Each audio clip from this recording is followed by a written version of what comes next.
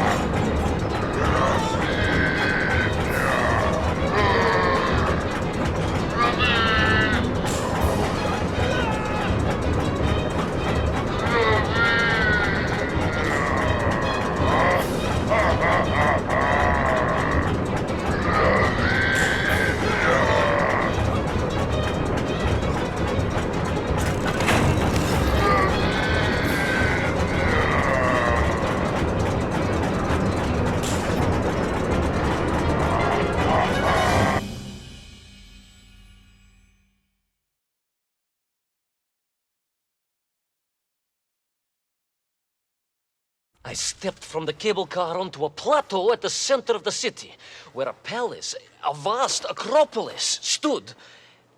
I was reminded of Chelyabinsk Sorok. May I ask how you know of Chelyabinsk?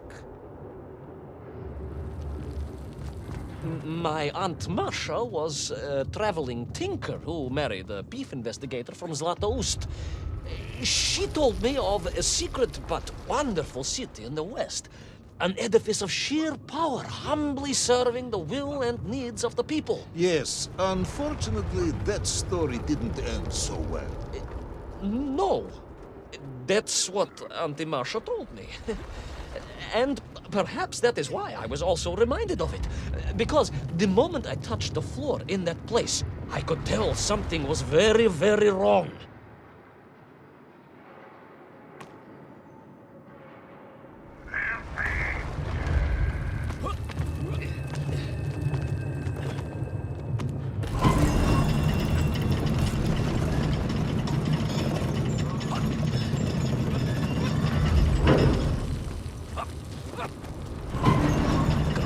Began to shake, alarmingly, and the whole city felt as if it was shuddering. I could only imagine what I would find at the heart of the vast temple. If it isn't a giant glowing marble, I'm going to be very disappointed.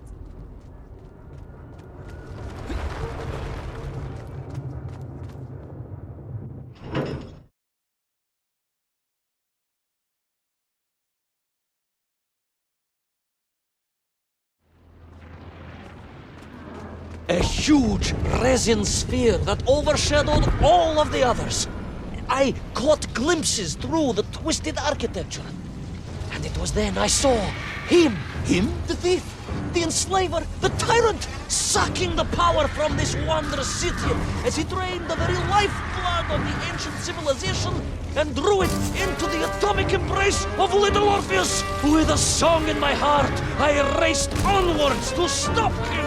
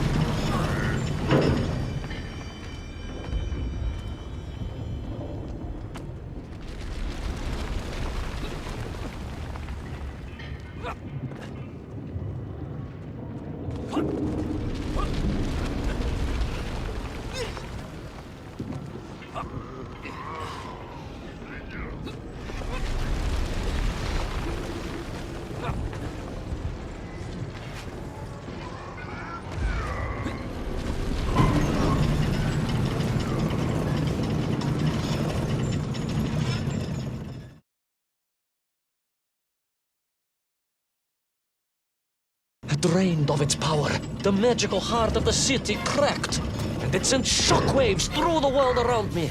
A true monster, General, willing to bring down the mountain itself upon Agatha and bury it forever in his ruthless scheme.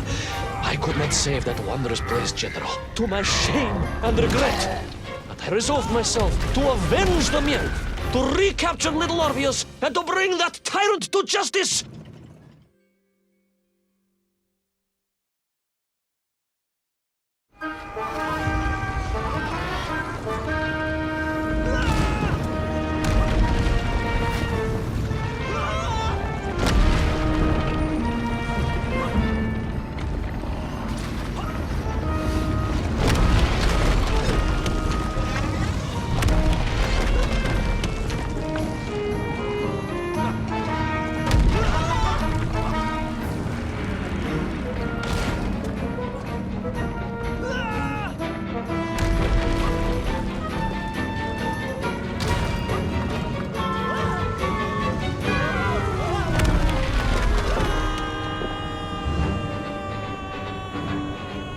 Will our plucky yet careless hero fall forever through those unknown skies? Will he discover the identity of the brutal thief commanding the army of the Menk?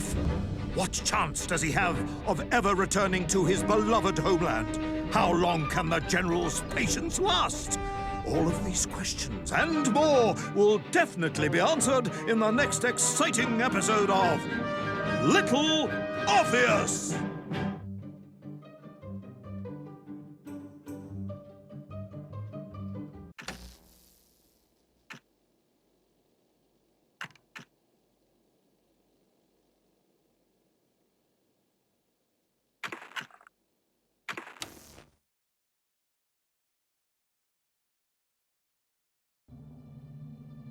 I plummeted down through that weird sky towards a great turbulent ocean that roared and swelled. A ferocious sea that offered no hope of survival. I thought of home and wept, unaware that in an instant my fortunes would be changed by an event so bizarre I almost hesitate to tell you. And it happened like this.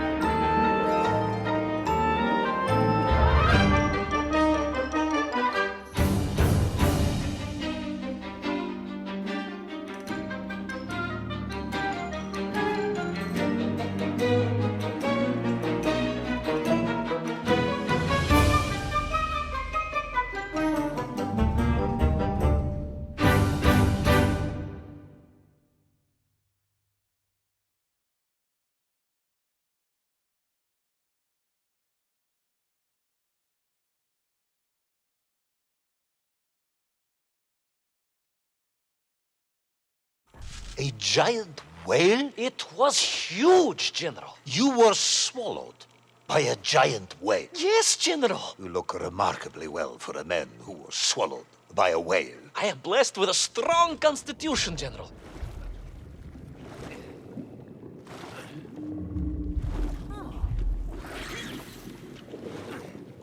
And I assume you are now going to tell me how you managed to escape from the belly of this giant whale. Naturally, General. And I must say, it really was a fascinating glimpse into the interior life of one of our world's most magnificent beasts. I consider myself a wiser man after this experience.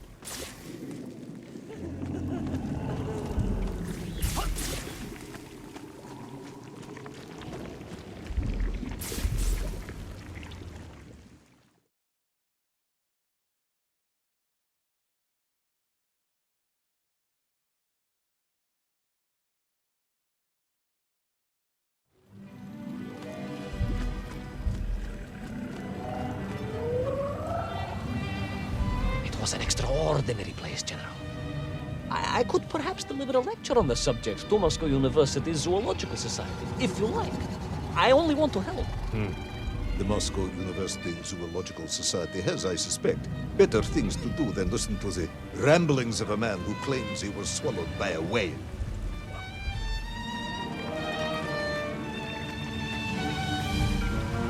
That is a shame, General. People can be so closed-minded. I, on the other hand, have little choice but to hear you out. For your own sake, Ivan Ivanovich, I must urge you to be brief. Absolutely, General. I will tell you directly of my miraculous escape from the belly of the whale. You simply won't believe what happened next. That is becoming a dangerously overused phrase, comrade.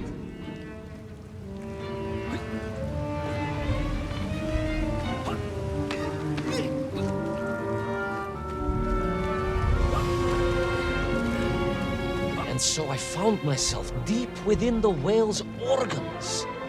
A strangely beautiful place. A sort of fleshy wonderland. A glade of polyps and globules. A landscape as awe-inspiring in its way as the forests and mountains of Altai. Oh, my home, General, that I yearned and longed for and only hoped, as I hope now, that I might one day see again. I think we're all longing for home at this point. Oh, with warm slippers, a mug of steaming Spitzin, and a roaring fire. Not far from home, trapped inside a monstrous fish with only the strange and evil-looking worms that infested its gut for company. With only one's dedication to one's country and mission to keep one from falling into despair. But no, General, I could not. I had to escape, to find little Orpheus and my way back to the surface and home.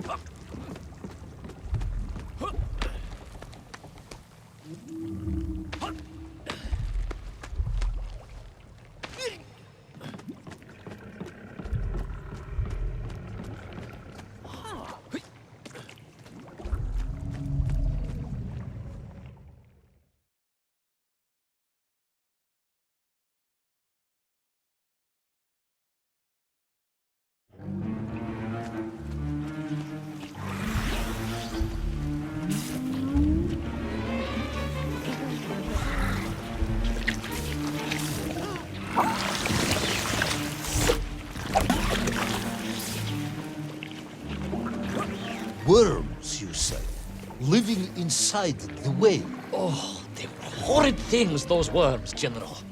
And most unwelcome, I would say. Parasites. I fear just how rampant their infestation was, more of the tremendous sizes they could grow to. At that point, my thoughts were only of escape. And I had a plan. Yes, I'm sure you did.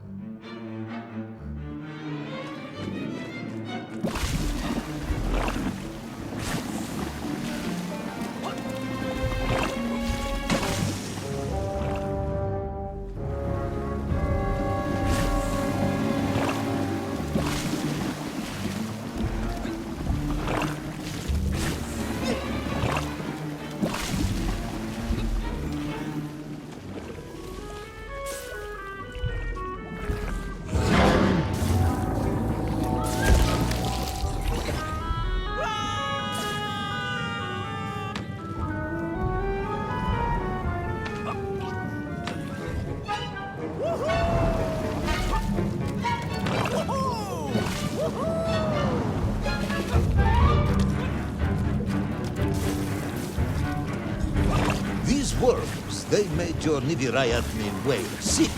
Wherever they attached themselves, the flesh began to turn gray and die. It was a truly distressing sight. I resolved myself to assist the whale by removing the leeches wherever I could find them during my escape.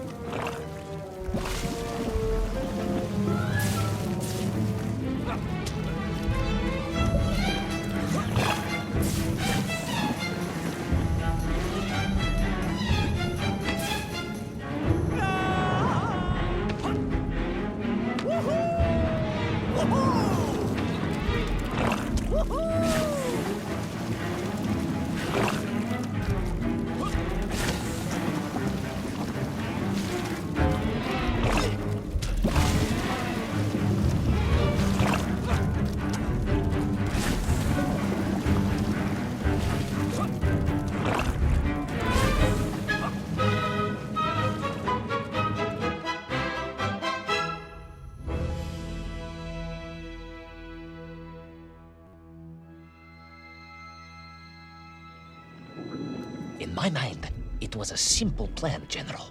I would climb up through the whale's throat into its mouth, then wait until it opened it to feed and swim out. Ah, yes. Brilliant, Ivan Ivanovich. Only one or two minor flaws with it.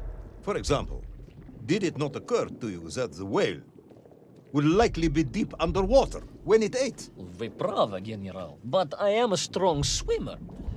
As a child, my parents would take us to holiday near Irkutsk, where we took constitutionals in the waters of Lake Baikal. In fact, my mother often called me her маленький морской котик.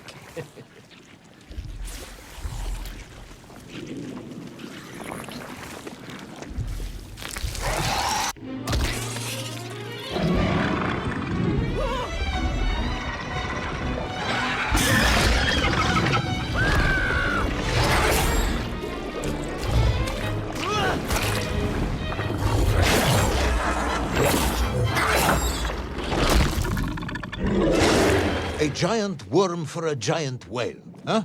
At the risk of repeating myself, it was huge, General. The Moscow University Zoological Society may be interested after all.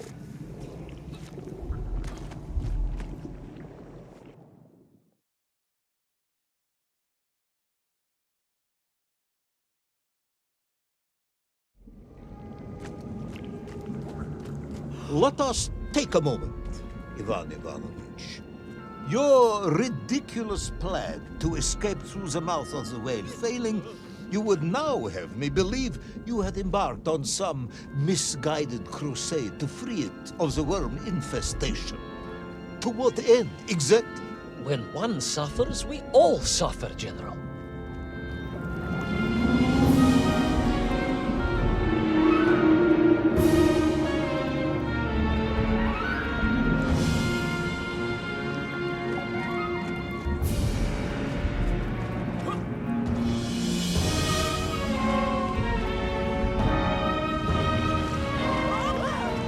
Your ideological commitment is admirable, comrade, but... I concluded that if I could find the root of the infestation and neutralize it, the whale could mount a spirited counterattack against the worms.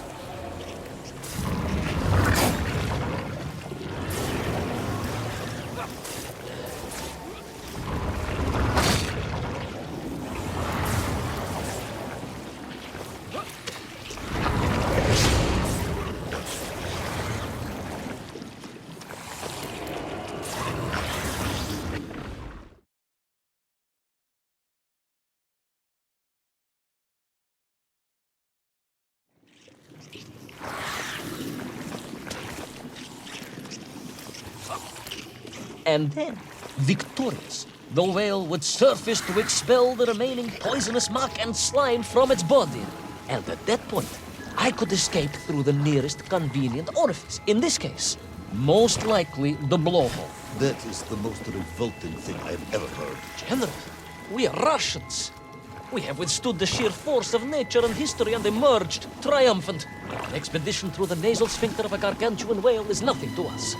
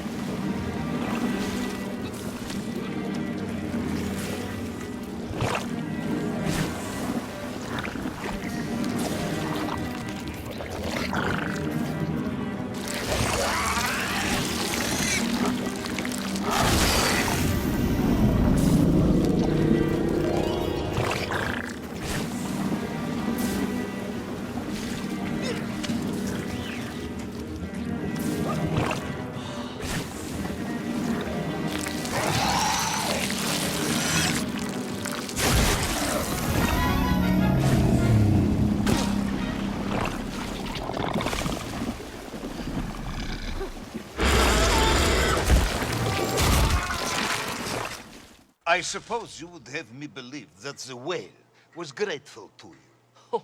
Well, General, that would be presumptuous. I doubt it was even aware of my presence. But I had more immediate problems. For if the whale might have been relieved by my actions, the worms were enraged. Worms Furious. Worms Incandescent. do not feel Violently indignant. emotions. Demented, General. Deranged. Enough!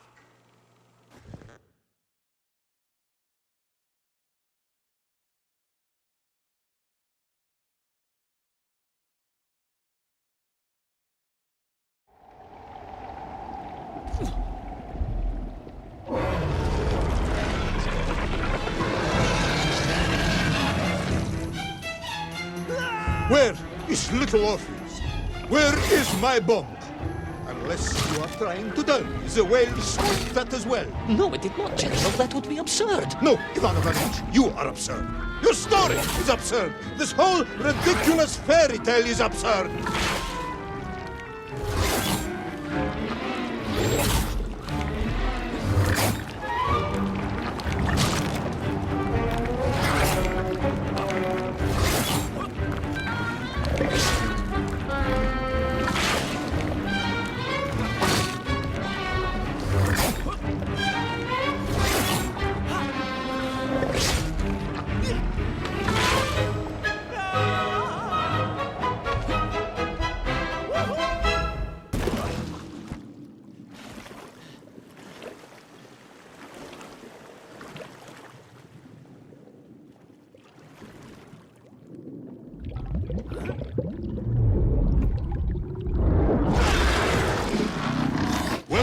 Brave yet foolhardy hero escape the furious worm? Will he be doomed to spend his days trapped in the innards of a bad-tempered cetacean? Where is the whale swimming to in such a rush? And what will it do when it gets there? Is the general about to lose his temper and order the cosmonaut shot? All of these questions and more must surely be answered in the next exciting episode of Little Orpheus!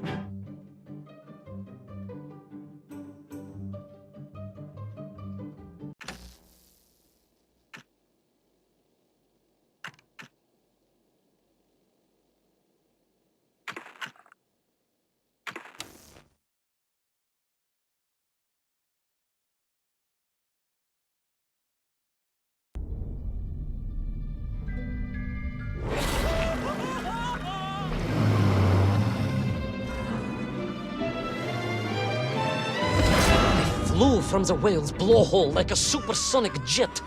And below me, the ocean became a sheltered bay studded with white shapes. You will be amazed as my epic journey unfolds. For here, it was about to take a most unexpected turn. And it happened like this.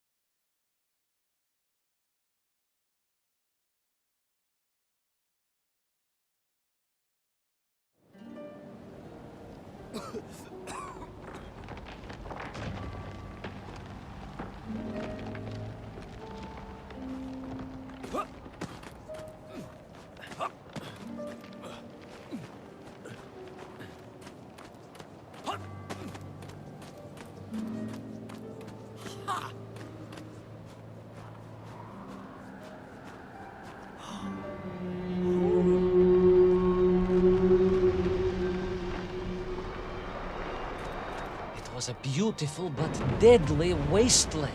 Freezing cold, brutally chilly, enough to kill a man in hours. Yet here you are. Indeed, General.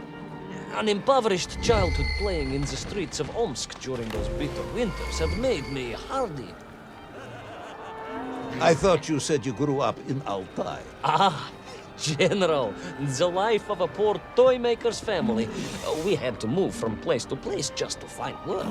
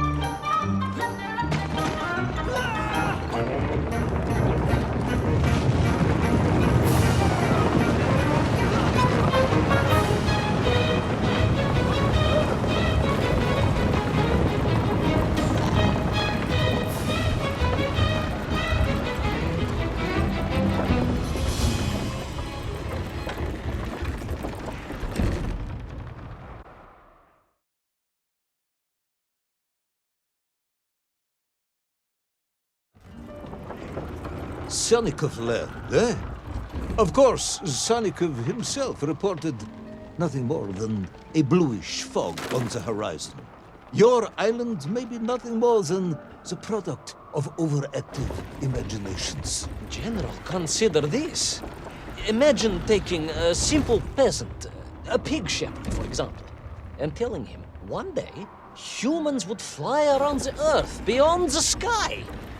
He'd say you were stark raving mad, saldaphone, a ridiculous kazyol baradati, a buffoon stuffed into a military uniform, a pridurak, a чучело тупорылое. This peasant of yours had better watch his mouth if he doesn't want to spend his holidays in Solovetsky.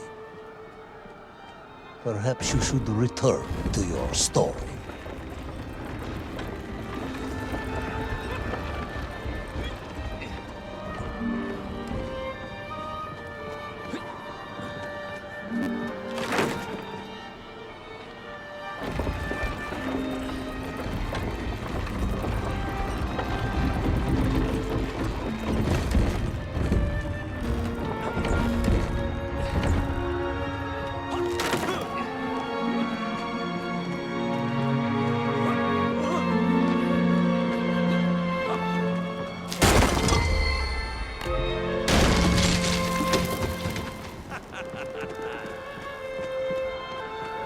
There in the cliff, I could not believe it. A hairy elephant, trapped and frozen in the ice. A mammoth? No, General, a hairy elephant. Who would think such a thing could be?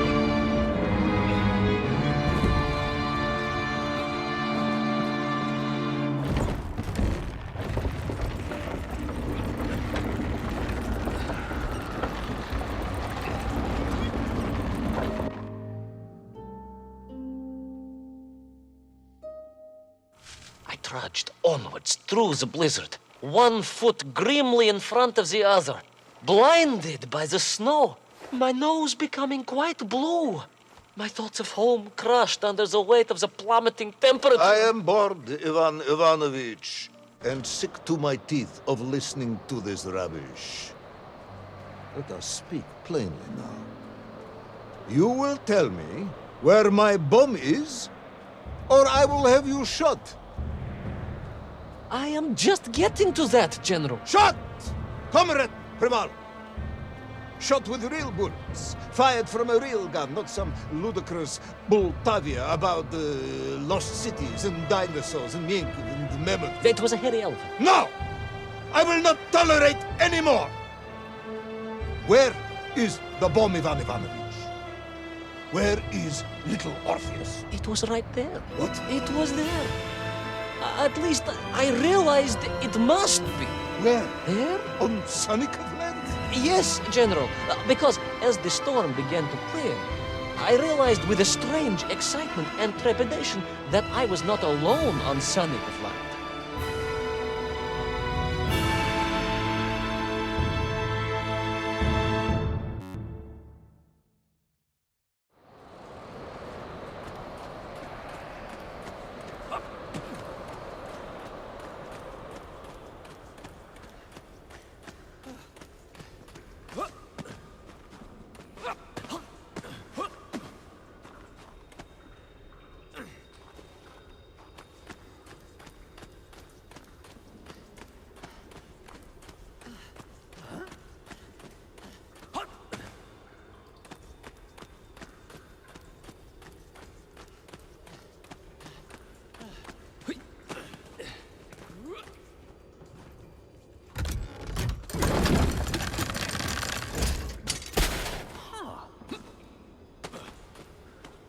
Wait.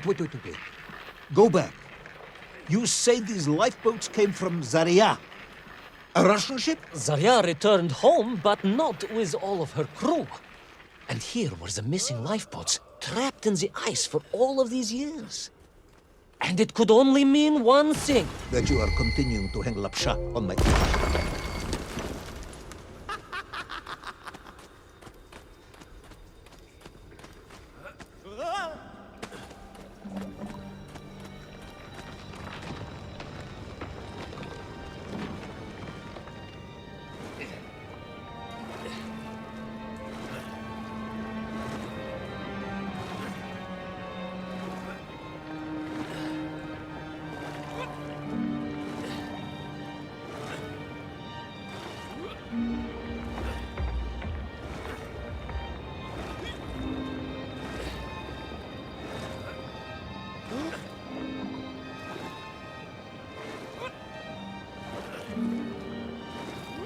Baron Edward von Toll. Of course, I remember reading about his tragic expedition at school. We were taught he had died a hero's death out on the icy wastes, searching for Sanikavland. Yet what if, in doing so, he had sailed accidentally into the interior, deep below the crust of the world? A fellow citizen of the surface. I had to try and find him.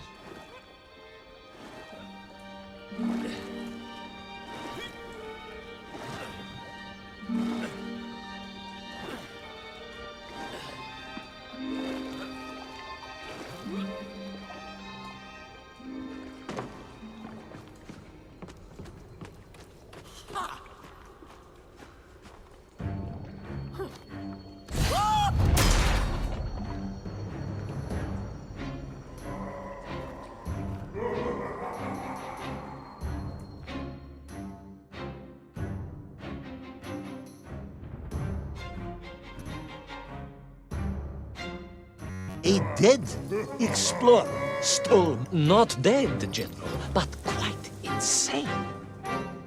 Perhaps it was the loss of the arm or the leg, or the long years in isolation. But Toll was clearly mad. You should have got along perfectly then. How I wish we had. But no, General. Whatever Toll's intention with little Orpheus was, I had no time to consider it. I was in mortal peril once more.